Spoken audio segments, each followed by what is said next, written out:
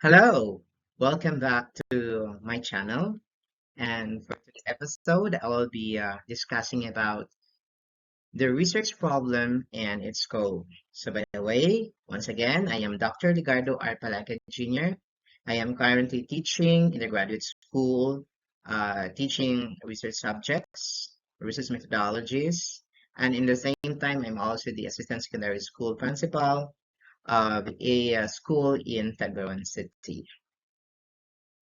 Okay, since all of you are graduate school students in the doctoral and master's programs, so I know that you already have an extensive experience with regards to the conduct of a research, and that means that you're already knowledgeable with regards to the research topic on the research problem and its scope. But this is just a review as a guide for you before you will be making or conducting your own research study. So let's start with writing a research title. So a research title is not definite. So you have to inculcate it in your mind. It is not definite until the researcher is successfully defended the research to the panel. So meaning there is a possibility that the research title that was approved during the title proposal or hearing would be changed after during the conduct of your study, and also after your research defense. Why? It is because, as a start, a working title will be created.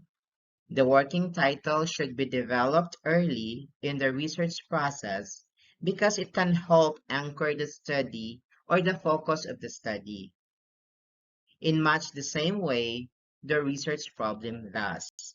Referring back to the working title can help you reorient yourself back to the main purpose of the study if you are drafting to another sphere and focus of your study.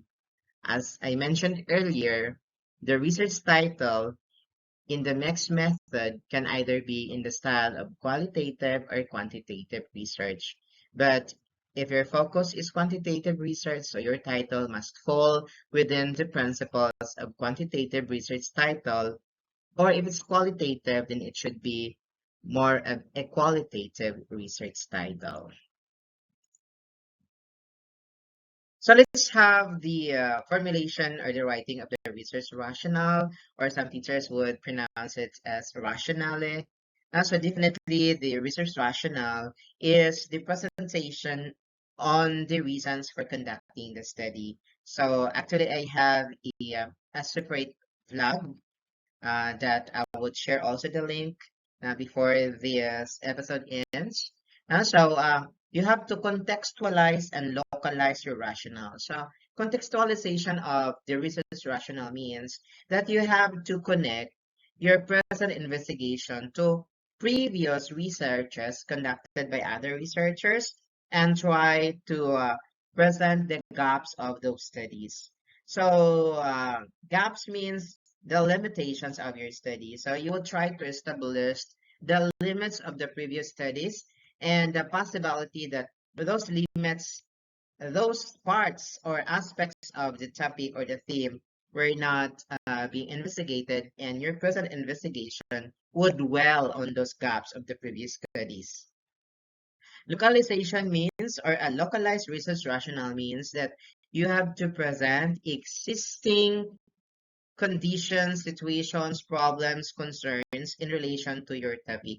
So meaning if it happens in Bohol or if it happens in your school, so you have to present or summarize the existing condition of the research, possible research environment that really motivated you to take the topic in the research title.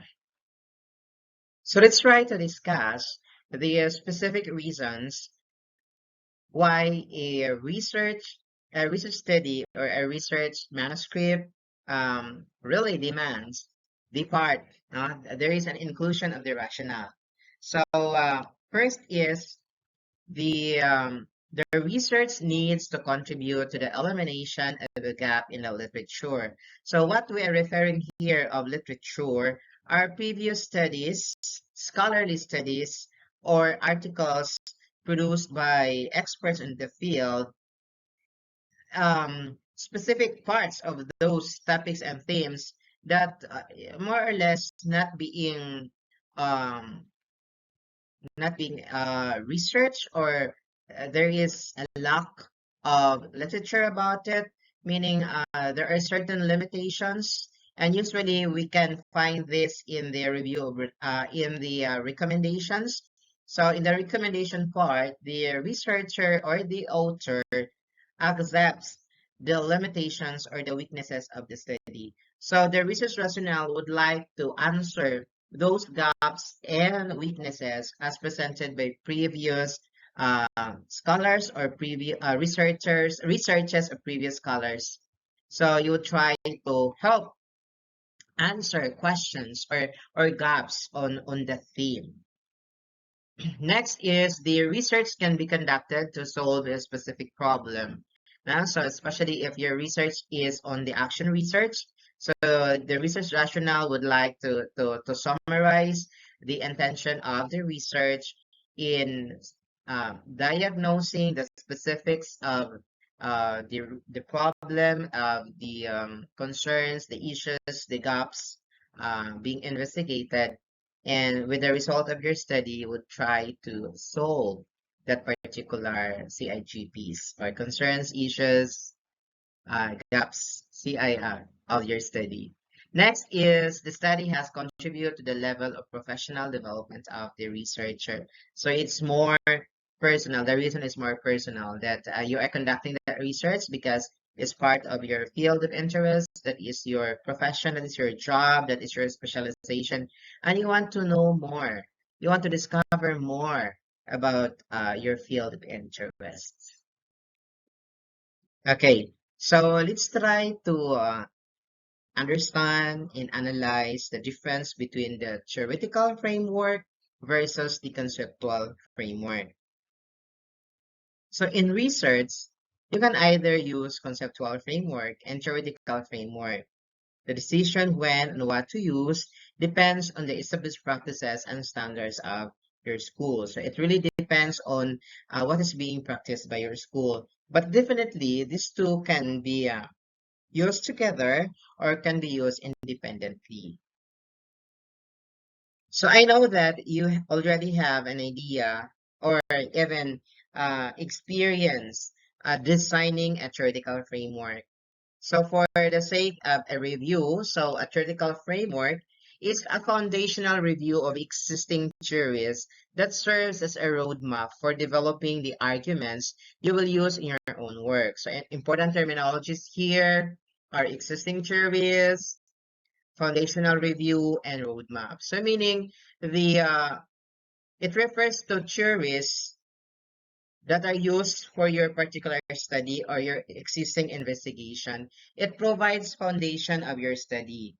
Now, so the theoretical framework must demonstrate in understanding of the theories and concepts that are relevant to the topic of your research paper, and as much as possible, relate to the broader areas of knowledge being considered.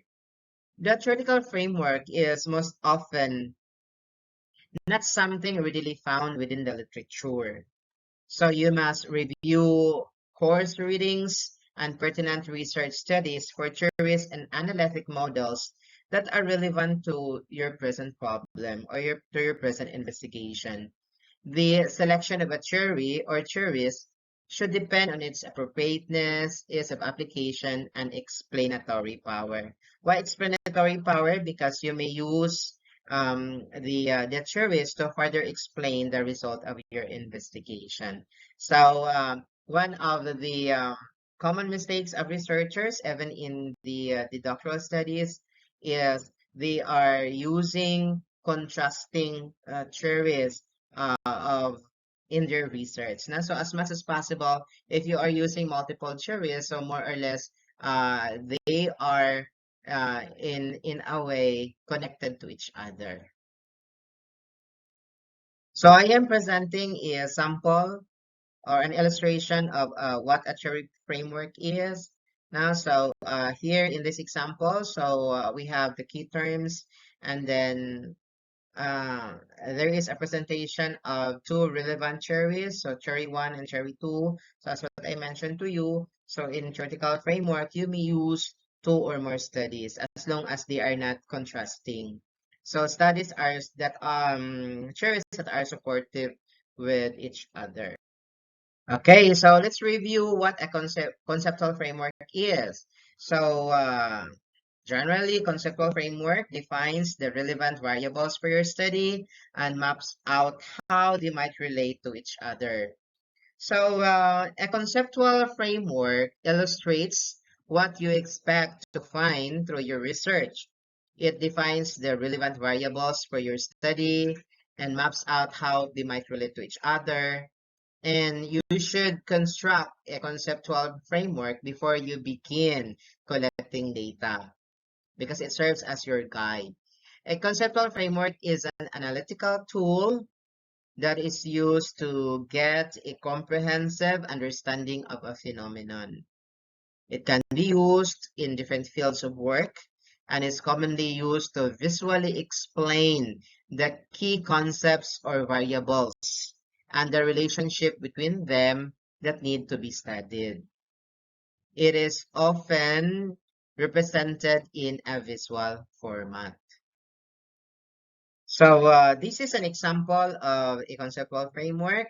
So you have here your focus of your investigation really is on the employee retention, and you look into what are the factors that promotes employee retention. So you presented here salary, job security, and work environment. So all of these three are important factors that would promote employee retention. So your main variables here are salary, job security, work environment, in relation to employee retentions. Okay, so what is presented here in this slide is an example of a research study on the medical field that utilizes or uses a combination between a theoretical and conceptual framework. So the terms or the variables in a yellow color, knowledge, professional experience, and gender here.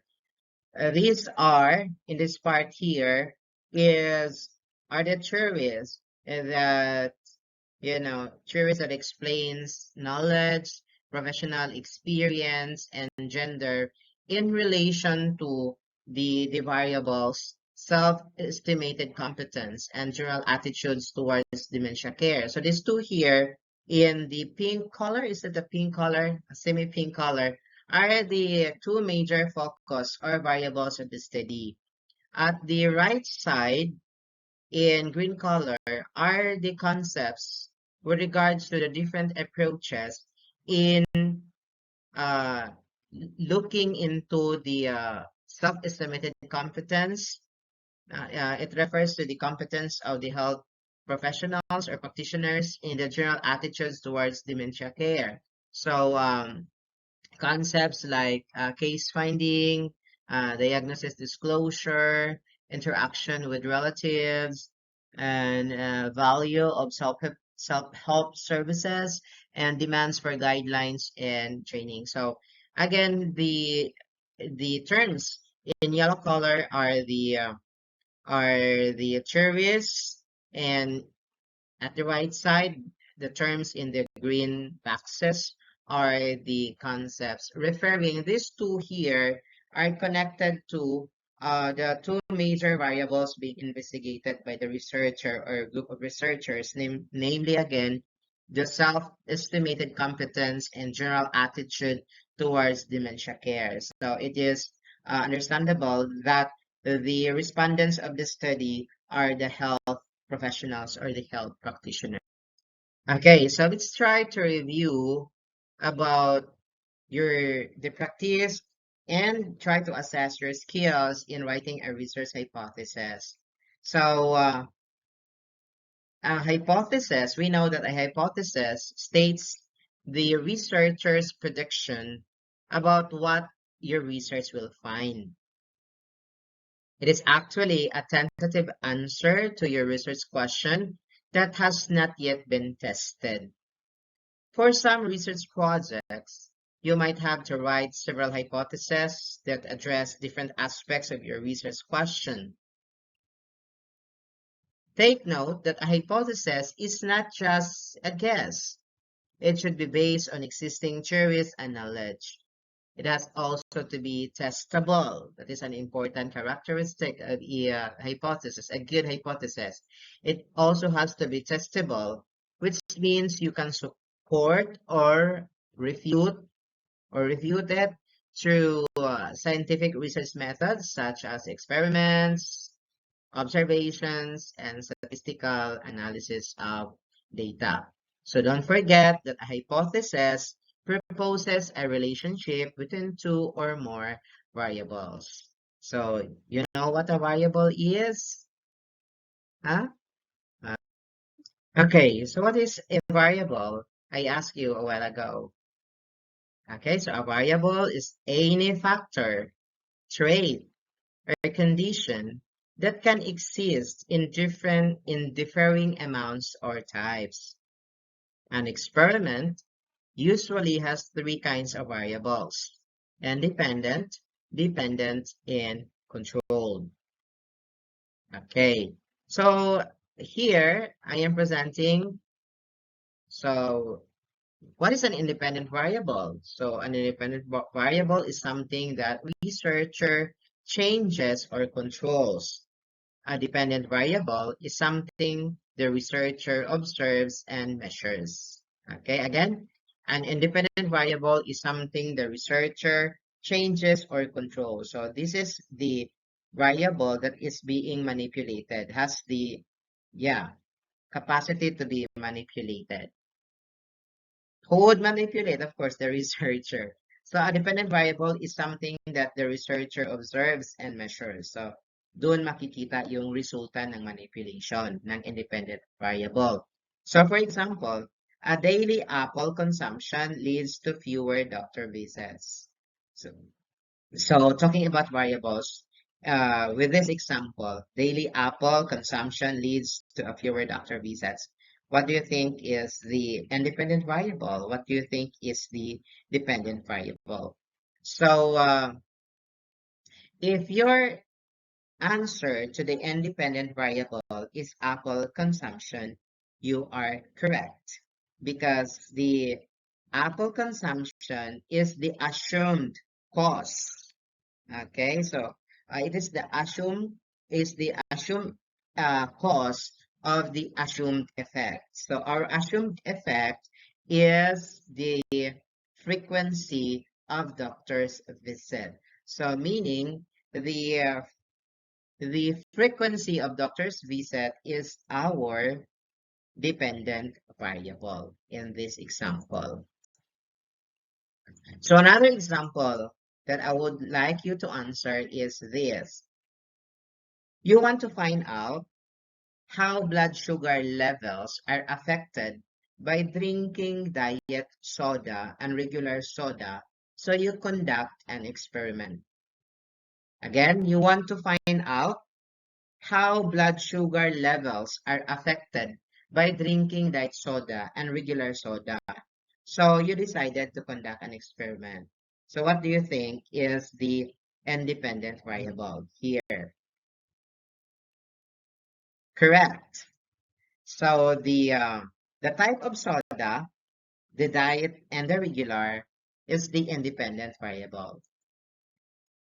While the dependent variable is the level of blood sugar that you measure, because our assumed effect is that the type of soda changes, the type of soda being taken by the person affects or changes the level of blood sugar. Okay, so before I'll be presenting the ways of writing your hypothesis. So let's first uh, redirect, or let us first review the meaning of the null hypothesis. So the null hypothesis is a typical statistical theory which suggests that no statistical relationship and significance exist in a set of given single observed variable between two sets of observed data and measured phenomenon. So it is a statistical theory that suggests that no relationship of whatsoever kind is existing between the two observed variables. Because if there is a relationship, then why a need to conduct a study? Okay, so if your research involves statistical hypothesis testing, meaning it involves the use of statistics, you'll also have to write it in a null hypothesis. So the null hypothesis is the default position that there is no association between the variables. The null hypothesis is written in H, capital H, and below there's a small o below the capital letter H, well, the alternative hypothesis is H1 or HA. So for example, the null hypothesis is the number of lectures attended by first-year students has no effect on your final exam scores. Then your alternative hypothesis is the number of lectures attended by first-year students has a positive effect on their final exams or final scores.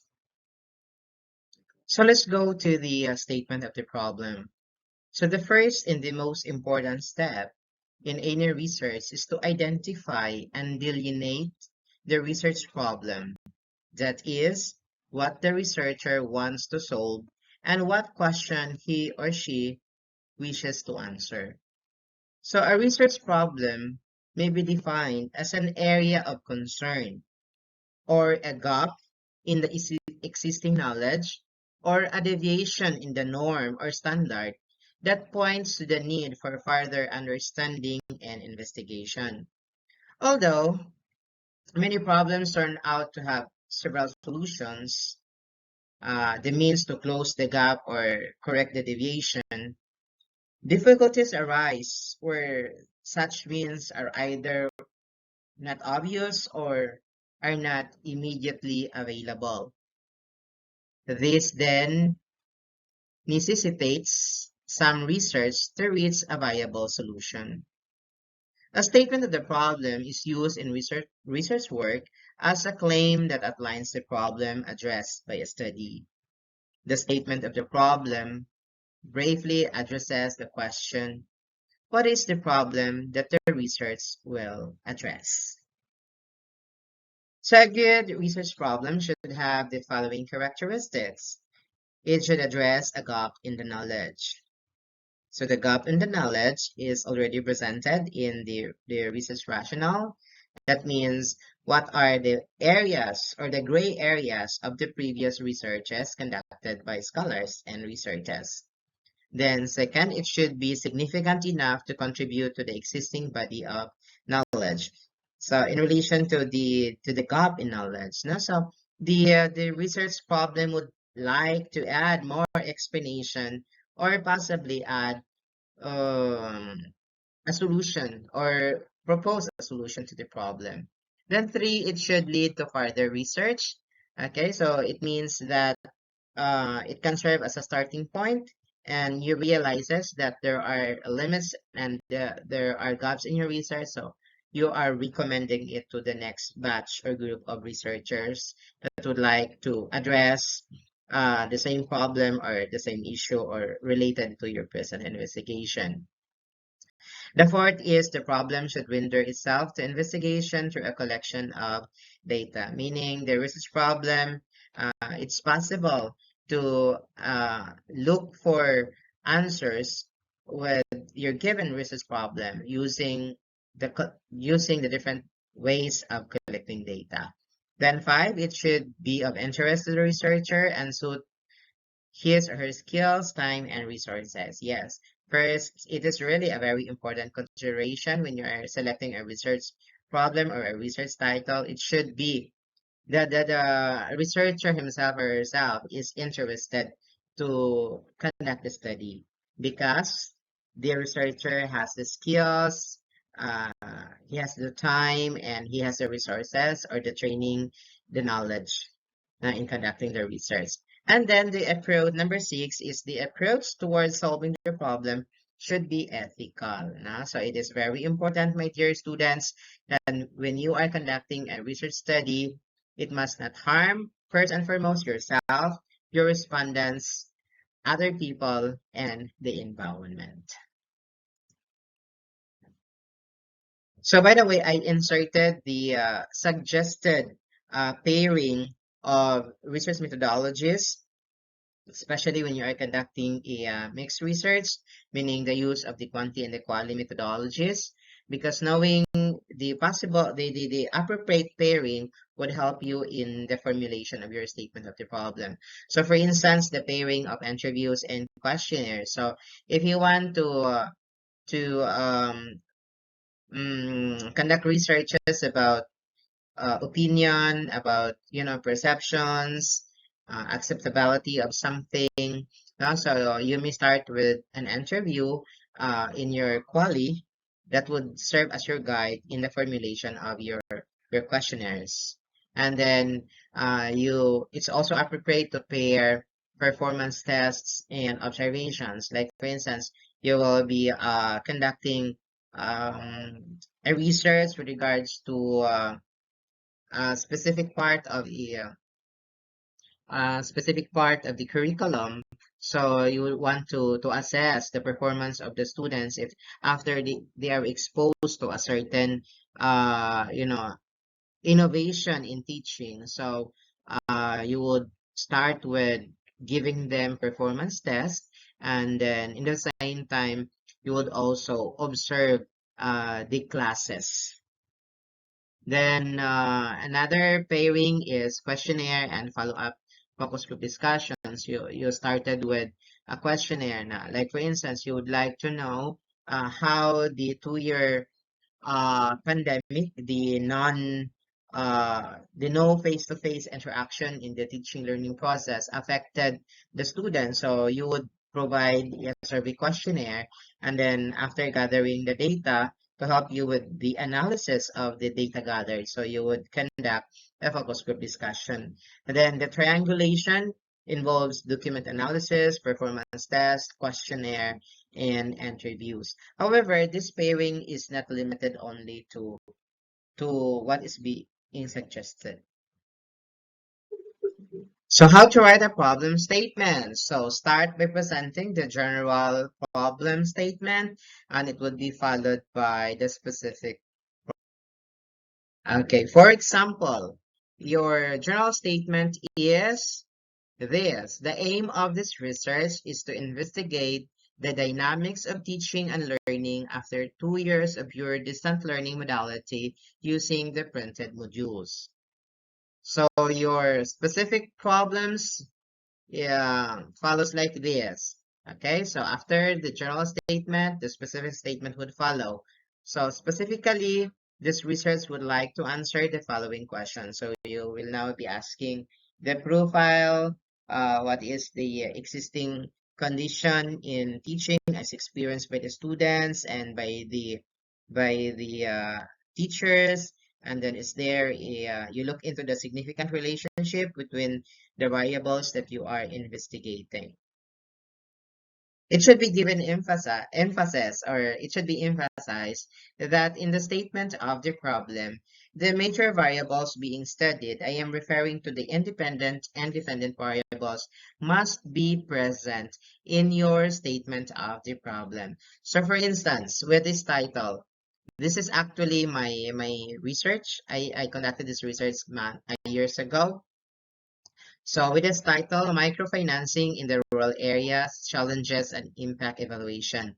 So the independent and dependent variable of the studies are, so for the independent variable, so I am presenting the characteristics of microfinancing firms, referring to the challenges experienced by the microfinancing firms. And the dependent variables refers to the impact of microfinancing to the socioeconomic of the clients? Now, is there a difference now before and after the clients availed of the services of the microfinancing firms?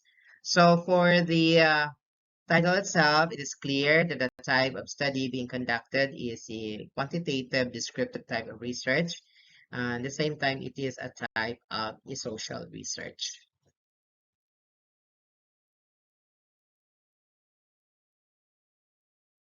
So I am presenting here a sample research study or a sample statement of the problem from my study, uh, microfinancing in the rural areas, challenges and impact evaluation. So I started with presenting a situationer or a local situation about microfinancing being a central strategy among poors in combating poverty. So then after that, I ask specific problems like number one, what is the profile of the microfinancing in terms of years of operation and service provided and available training packages. So I am presenting the profile of the respondents because this is an example of a social research studies. And then in the same time, I am presenting the independent variables. And then so our independent variables here are the profile in terms of years of operation, services provided, and available training packages. Then second statement, specific statement of the problem is what are the common challenges experienced by the microfinancing firms in terms of collection, claim of benefits, patronage of services, and competition from other financial institutions. So I am presenting here the assessment of the dependent variables. And also the number three is what is the impact of the microfinancing firm to the socioeconomic status of the clients in terms of income, livelihood, and quality of life. So here I am now uh, proposing to test the hypothesis of the relationship between the independent and dependent variables. Okay, and then lastly, I asked this question: is there a significant relationship between the profile of the microfinancing firms and the socio-economic status of the clients? So, yes, still on the hypothesis testing. Hello, this is Dr. Legardo Palaca once again, and this is part one of our discussion about research and its scope because it's quite lengthy, and I know you are tired already listening to the discussion. And I hope next time we can still see each other, and hopefully we can see each other face to face. Okay, so God bless everyone. Take good care and take care once again.